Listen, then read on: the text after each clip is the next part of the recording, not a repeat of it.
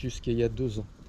Où là, le filet qui permet de fixer ici le porte-bagages latéral a rompu.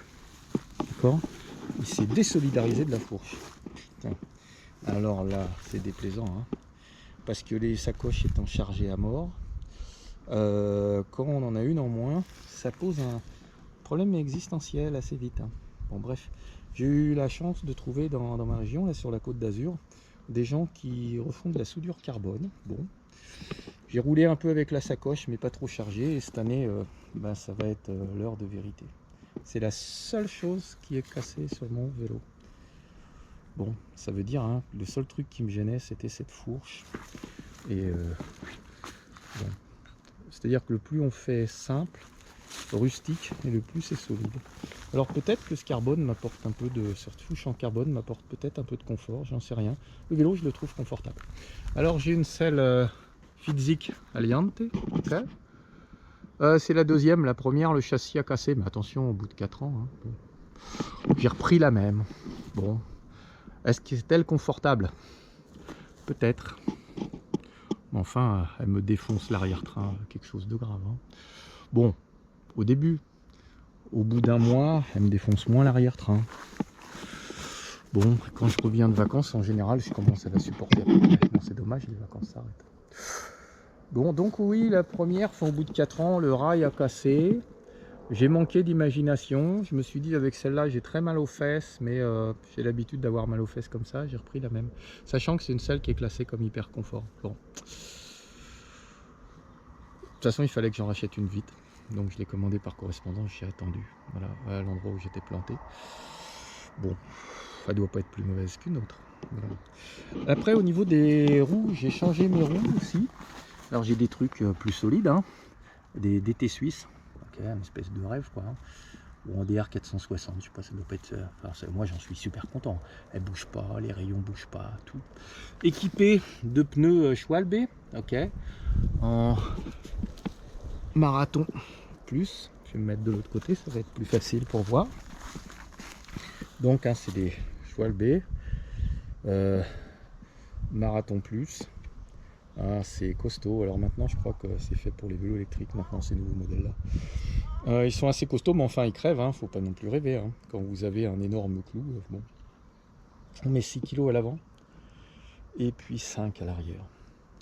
Il faut charger, hein. Ouais, c'est des pneus de vélo électrique, vous voyez. Hein. Voilà.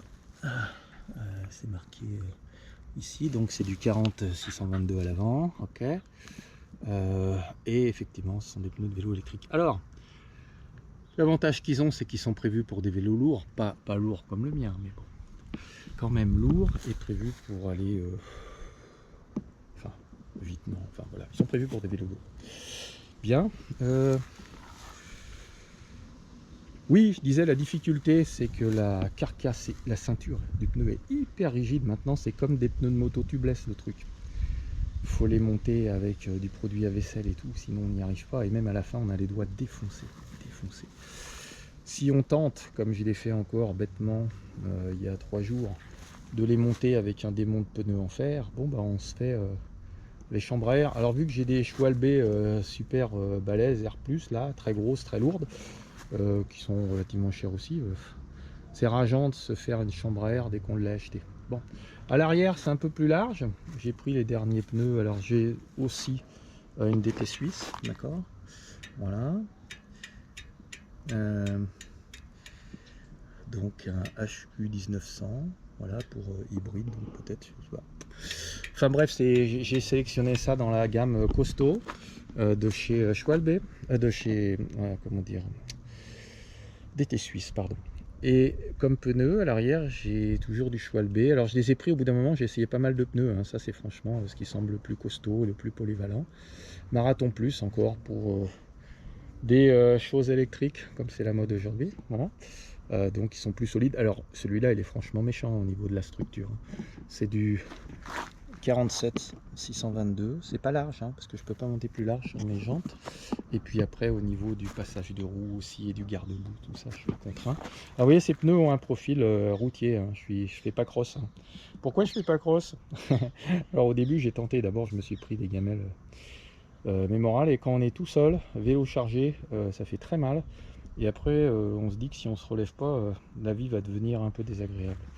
Donc, je prends des pneus presque route, hein, enfin route quand même. Ça permet d'avoir une capacité de roulement plus agréable. Hein. Le pneu est un peu plus facile à rouler. Hein. Pareil ici, vous voyez. Bon, sans compter que le tout-terrain avec 50 kg et la largeur du vélo. Je vous ferai, quand je serai prêt à partir, je ferai la largeur. Donc, vous verrez, c'est comme tout, on l'essaye. On se fait mal.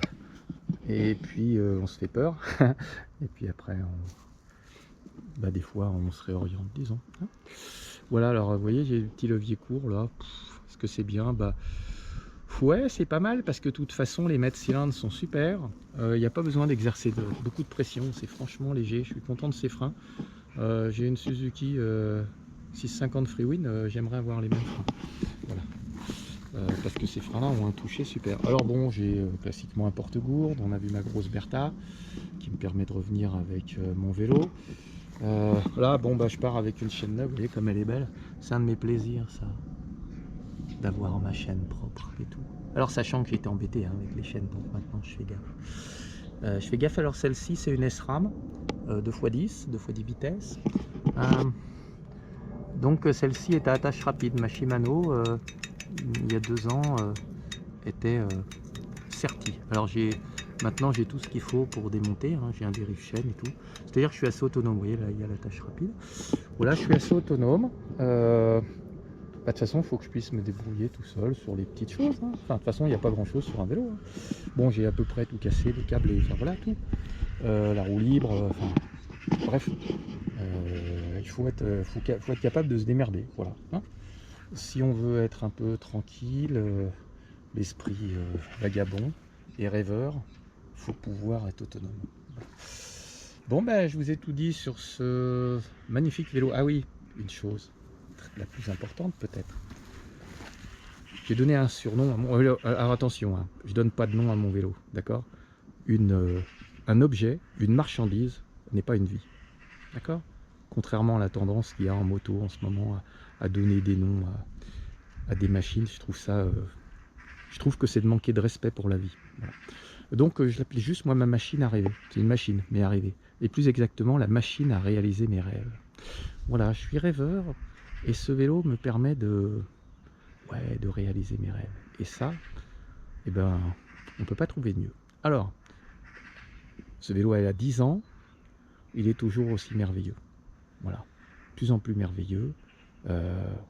Évidemment, je rachèterai le même parce qu'on n'a pas besoin de performance quand on part comme ça en voyage. On a besoin de résilience, de fiabilité. Voilà. Il a tout ça. Je l'appelle aussi ma mule. Voilà, à deux, on fait la paire. Bon, à bientôt. Je vous ferai une petite vidéo sur le vélo chargé juste avant de partir. Je pars demain matin. Bon, ça fait un moment que je traîne. Il y a eu la pluie et puis la chaleur. Et puis, je sais pas, une espèce de paresse, d'apathie. Enfin bref, on trouve toujours un truc pour retarder le départ.